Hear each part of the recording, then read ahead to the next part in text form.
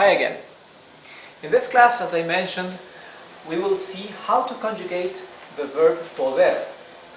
The verb poder is one of the 4 most used Spanish modal verbs, okay?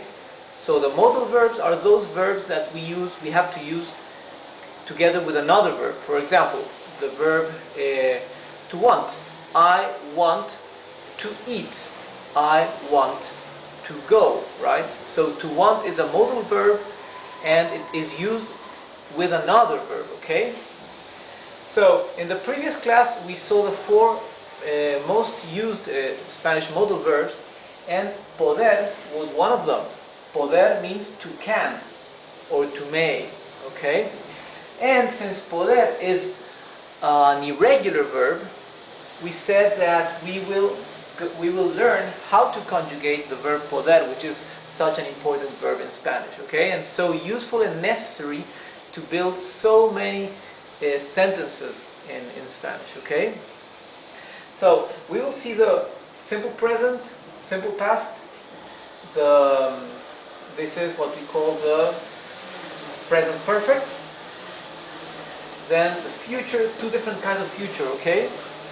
And imperative.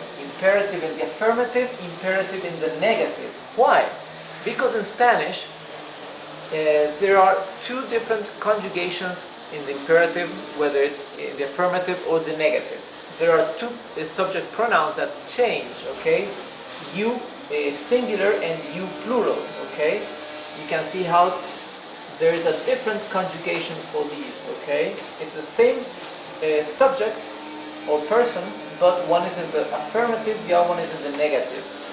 So that's why we will see the imperative in these 2, okay? So let's begin. Conjugación del verbo modal poder. Conjugación del verbo modal poder. Conjugation of the verb modal poder, or to can. Remember that in Spanish we usually write first the noun and later comes the adjective, okay? In English it is the other way around. First the adjective, later the noun. In Spanish, first the noun, then the adjective. So, verb modal, okay? So, presente or tiempo presente, present tense. Yo puedo, tú puedes, él o ella puede, nosotros podemos, vosotros podéis, ustedes pueden, ellos pueden, they can. So here you can see these, you can see that are irregular. You can see how the irregularity becomes quite noticeable, okay? Why? Because the root of the verb changes. You can see that the root of a verb in Spanish is the beginning before the ending. The ending are these 2 last letters that determine what group the verb belongs to. In this case, it is a second group, the group of the verbs that end with er or er, right? And this pod is the root of the verb. A regular verb, when we conjugate it, no matter what tense it is, the root should always remain intact. Here, however, we see how the root has changed, okay? Instead of pod, it's the root changed to puede, okay? Puede. So this is what we call an irregularity in Spanish, okay? Let's see simple past or pasado simple, or in Spanish we also call it pretérito indefinido, okay? Yo pude, for I could. Tú pudiste, you could. Él or ella pudo, he or she could. Nosotros pudimos, we could. Vosotros pudisteis, you could, you plural, okay? Ustedes pudieron, also you could, you plural. Ustedes pudieron is how the way it's spoken in Latin America. And ellos pudieron, they could, okay? So this is the simple past. Here you can see also how the root of the verb poder has changed, okay? Instead of an O, like in the root, we have a U, pud, right? Pud, pud, pud. You see? It changed everywhere there, okay? Let's jump to the present continuous. In Spanish, we have two names for present continuous tense. We can call it participio presente, or also gerundio, okay?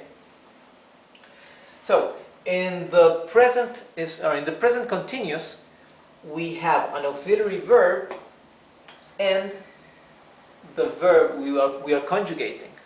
The verb in English would end in ing always, okay? In Spanish, depending on the group of the verb or the group the verb belongs to, it will end in ando or yendo. The verbs that end in ar end with ando. And the verbs that end with er or ir, they add the ending yendo, like here, yendo, okay? And also here you can see how the root of the verb poder has changed again, okay? You can see this is an irregular verb, right? So, our auxiliary verb for the present continuous is going to be the verb estar. Same as in English, we have the verb to be, right, as the auxiliary verb. I am eating, I am doing, right? So in Spanish, we just conjugate the auxiliary verb and this remains the same, okay? Yo estoy pudiendo. I am being able to.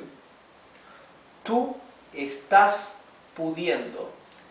You are being able to. Él or ella está pudiendo. He or she is being able to. Nosotros estamos pudiendo. We are being able to. Vosotros estáis pudiendo. You plural are being able to. Ustedes están pudiendo. You plural are being able to. And ellos están pudiendo. They are being able to. Okay? So now let's jump into one of the types of future in Spanish, okay? This is the typical future tense in Spanish, without any auxiliary verb. Unlike English, where in English the future tense uses an auxiliary verb, I will go, or I am going to go, right? In Spanish, the typical future tense doesn't need an auxiliary verb, right? And therefore, there is a different conjugation for every single subject pronoun, right? And it can be a bit more difficult to remember or to memorize every single conjugation for every single verb in Spanish. That's why I also teach you this second type of future using an auxiliary verb that is more like the English future tense, okay? So let's begin with the first one. Yo podré means I will be able to. Yo podré.